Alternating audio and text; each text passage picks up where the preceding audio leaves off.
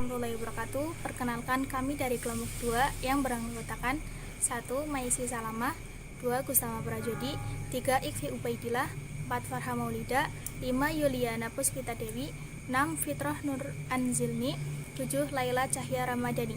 Di sini kami akan mempresentasikan hasil diskusi kami. Baik, langsung saja kita ke materi. Teknologi informasi merupakan teknologi yang digunakan untuk mengelola data sehingga dapat diubah menjadi informasi. Dalam perkembangannya, teknologi informasi dapat diaplikasikan pada perangkat yang mempunyai prinsip kerja yang sama atau dapat berfungsi sebagai pengganti komputer, misalnya gawai atau laptop. Dasar-dasar teknologi informasi dibagi menjadi dua, yaitu 1. Teknologi konvensional, 2. Teknologi modern. Pemanfaatan teknologi: 1. Di bidang pendidikan, 2. Di bidang pemerintahan, 3. Di bidang keuangan dan perbankan. Materi selanjutnya adalah metode pencarian informasi. Di dalam metode ini ada beberapa cara, antara lain yang pertama, jenis penelitian. Di jenis penelitian ini terdapat 2 penelitian secara deskriptif dan kualitatif. Secara deskriptif adalah yang bertujuan untuk mengetahui deskripsi, gambaran, atau lukisan secara sistematis, serta fakta-fakta yang akurat dan faktual. Sedangkan pendekatan kuantitatif yaitu bertujuan untuk memahami gejala atau fenomena permasalahan yang diteliti. Yang kedua, tempat penelitian. Tempat penelitian dan tujuan yang akan kita teliti atau mendapatkan suatu informasi dan mendapatkan data dan tujuan untuk kegunaan tertentu. Yang ketiga, waktu penelitian. Seberapa lamanya waktu yang akan dilaksanakan atau dimulainya dan kapan penelitian ini berakhir. Yang keempat, ada subjek dan objek penelitian.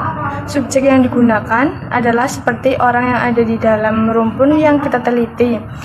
Contohnya, sebagai mahasiswa IAIN Purwokerto, berapa banyak mahasiswa keseluruhan, berapa banyak mahasiswa perempuan dan laki-laki. Yang kelima, teknik pengumpulan data.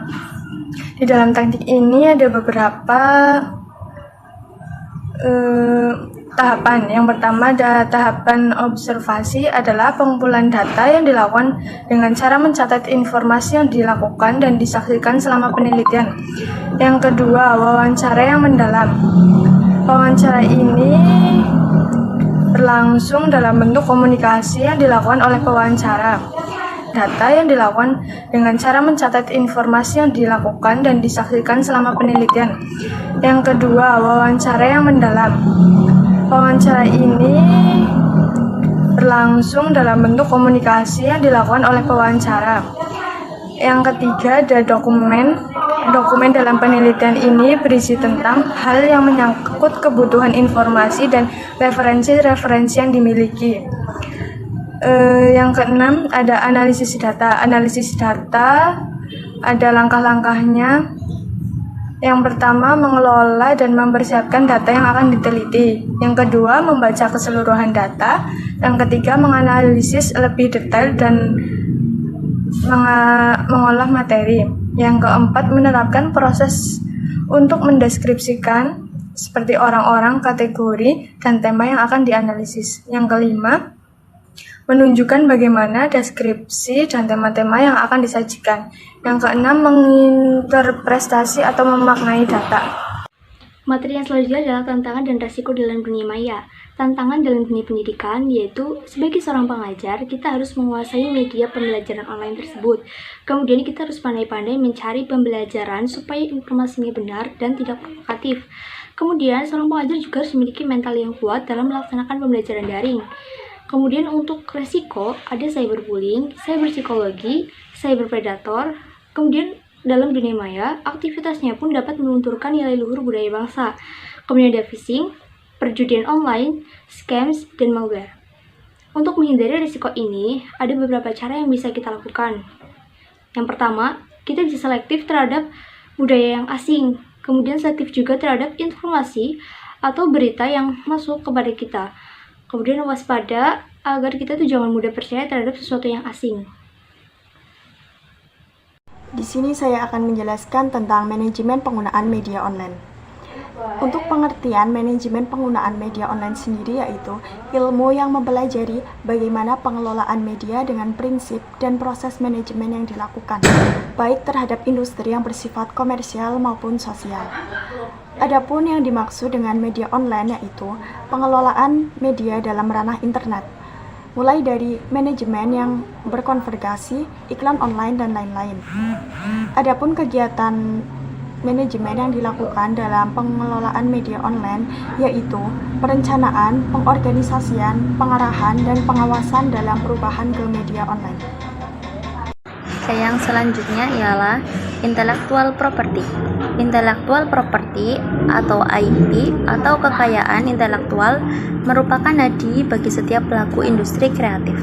Saat ini, pencurian tidak hanya berlaku dalam hal kebendaan, namun juga dari segi ide.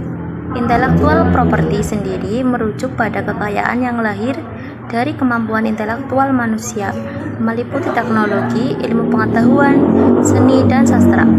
Karya-karya yang termasuk dalam intellectual property umumnya lahir dari kemampuan intelektual manusia melalui curahan waktu, tenaga, pikiran, daya cipta, rasa, dan karsa. Karya-karya ini wajib dilindungi karena memiliki nilai atau manfaat ekonomi bagi kehidupan manusia sendiri. Selanjutnya, mengenai perlindungan hukum hak cipta terdapat pada Undang-Undang Nomor 28 Tahun 2014. Sementara untuk pendaftaran merek ada pada Undang-Undang Nomor 20 Tahun 2016. Perlindungan terhadap kekayaan intelektual sangat penting bagi pelaku industri kreatif guna mengantisipasi terjadinya pelanggaran atas kekayaan intelektual yang dimiliki. Perlindungan ini juga dilakukan untuk mendorong para pencipta untuk terus berkarya dan berinovasi. Privasi dalam literasi media dan informasi. Privasi ialah suatu hal yang sangat krusial baik bagi individu maupun lembaga atau instansi untuk berhadapan dan berinteraksi dengan individu atau lembaga lain. Menjaga privasi tidak hanya pada kehidupan atau face to face, tetapi juga pada setiap aktivitas mau apapun, terutama dengan perkembangan information communication technology yang relatif pesat dengan diintrodusirnya internet. Privasi dan anonimitas pada kehidupan sehari-hari artinya sesuatu yang bisa dilakukan, namun tidak demikian halnya saat beraktivitas melalui internet. Tanpa disadari, ketika mengenal website, chatting, bahkan file transfer protokol sekalipun, sebagian kecil identitas pribadi bisa diketahui oleh pengelola bahkan orang lain. Teknologi informasi menjanjikan bahwa komunitas abad 21 akan mempunyai jaringan komunikasi serta teknologi multimedia sebagai tulang punggungnya. Keperluan menjaga kerahasiaan data serta informasi baik tamak menjadi prioritas untuk meletakkan kepercayaan pada jaringan interaksi komunikasi. Untuk materi yang terakhir yaitu perlindungan dan keamanan data. Dalam Undang-Undang Dasar 1945, Pasal 28G yang berbunyi, setiap orang berhak atas perlindungan diri pribadi, keluarga, kehormatan, martabat, dan harta benda yang di bawah kekuasaannya, serta berhak atas rasa aman dan perlindungan dari ancaman, ketakutan untuk berbuat atau tidak berbuat sesuatu yang merupakan hak asasi. Alasan mengapa data pribadi harus dilindungi yaitu yang pertama, menghindari intimidasi online, yang kedua, mencegah penggunaan data pribadi oleh pihak-pihak yang tidak bertanggung jawab, yang ketiga, menghindari potensi pencemaran nama baik, dan yang keempat, hak kendali atas data pribadi tersebut.